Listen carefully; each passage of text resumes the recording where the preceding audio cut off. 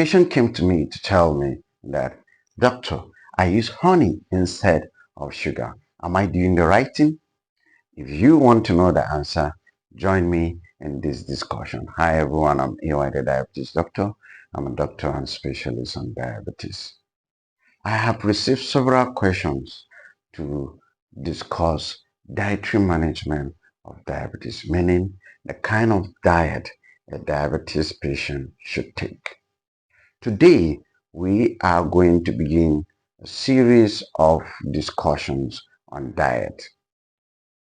A diabetic patient is not on a lot of dietary restriction, but however is on dietary modification, meaning that you can modify your diet but not on a lot of restrictions.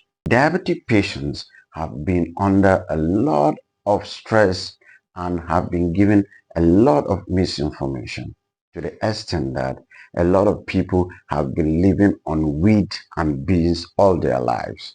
And you see a lot of diabetic patients being malnourished. So today we are going to begin a lot of discussions on that so that you will have the needed knowledge. So generally speaking, a diabetic patient is advised to take low amount of carbohydrates, a lot of vegetables. You should take white meat such as fish, chicken, turkey, and not a lot of red meat. You should avoid saturated fat, but you can use healthy fats and oil. So generally speaking, that's the general overview of a diabetic diet.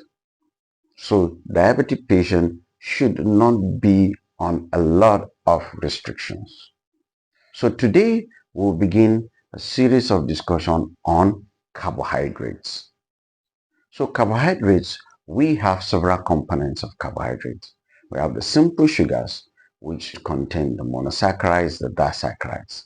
And we have the complex sugars that you see in grains and tubers, such as your maize, your rice, your yam.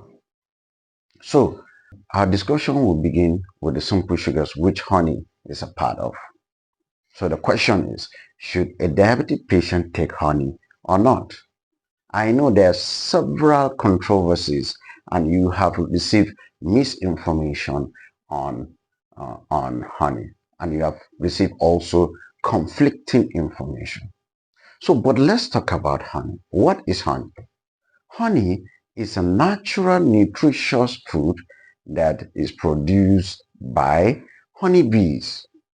But honeybees do not manufacture it on their own. They need to go to the nectar of several flowers, and by getting there, they pick up the nectar and use it to produce honey. So bees are not the sole source of honey. They require the nectar. Sometimes they use the nectar of one flower, which we call uniflora, or the nectar of several flowers, which we call multiflora. So what are the components of honey? Honey basically contains sugars. Almost 80 to 85% of honey is sugar. You have simple sugars in the honey, which is the major component. And the monosaccharides are glucose and fructose. Then you have other ones such as the maltose and sucrose. Honey also has water, which constitute about 15% of honey. Apart from that, honey has several vitamins and also has enzymes in it. So these are the several components of honey. And these components of honey determines how it affects the body. But honey has a lot of benefits. The benefits of honey include anti-inflammatory, that means it reduces inflammation. It has antibacterial property, that means it can kill bacteria. That's why it is used in wound healing. But it also has antiviral property. That's why when you have common cold, you say, okay, you can use honey with lime because it has antiviral property, right? It also has antioxidant property. There are certain things in the body they call oxidative substances. or oxidative species. These kind of substances damage the cells of the body. So honey counteract that. So you can see honey has a lot of benefits.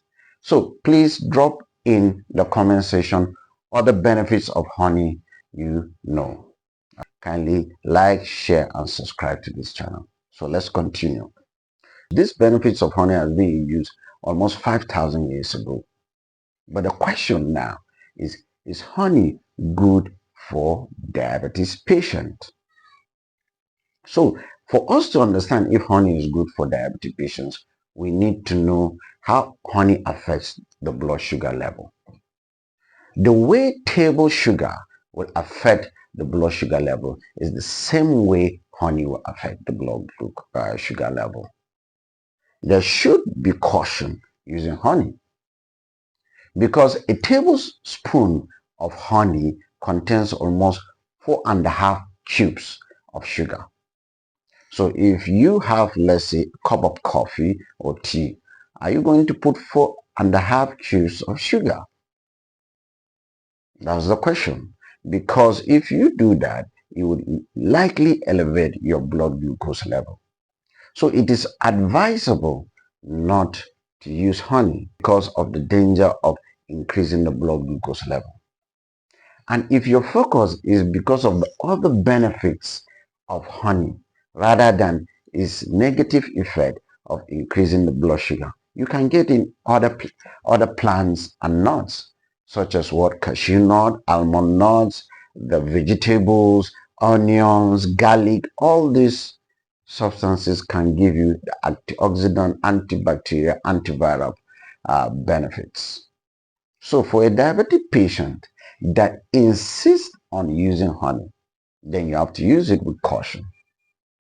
You cannot use beyond a tablespoon of honey, and you should not eat it together with other sources of carbohydrate. Let's say you want to take tea and you put honey, and now you're adding bread and other sources of carbohydrate, your blood glucose will elevate very high. So if you insist on using honey, you should take it in moderation and not beyond 1 tablespoon per day.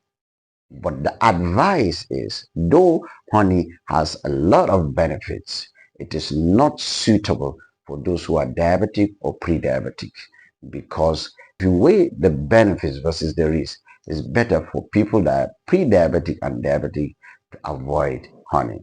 I want you to write in the comment section what you think about honey and if this discussion has been beneficial to you.